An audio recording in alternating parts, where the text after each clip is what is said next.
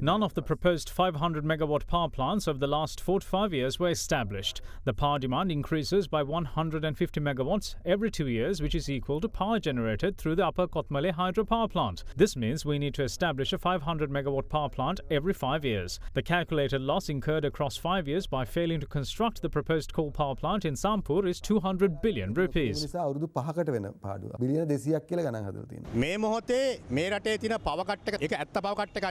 The current power cut is not a genuine one, as it is induced by the governing body of the Ceylon Electricity Board. This is the picture of 1 megawatt and 50 megawatt generators within the Tulhiria power plant. There are 10 of them there, while there are 20 each in Kolonava and Mathugama power stations. They brought these generators on the 18th of December last year to face a possible power crisis in the country. But they haven't commissioned any of the 20 generators in the power plant in Mathugama. Generators at Site 2 of the Kolonava power plant are not functioning at the moment. The chief engineer and the secretary to the ministry are involved in this scheme. We understand there is only a 350 megawatt shortage at the moment, which can easily be covered with electricity bought by the Ceylon Electricity Board and our coal power plants. The bosses of the board and officials of the ministry are profiting from the power outages.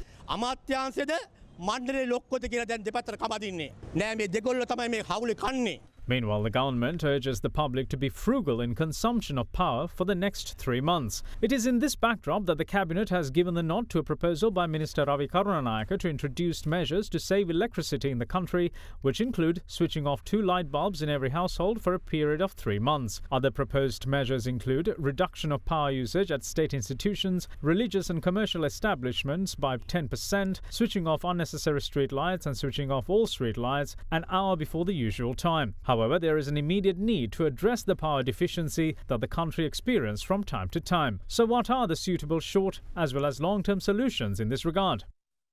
If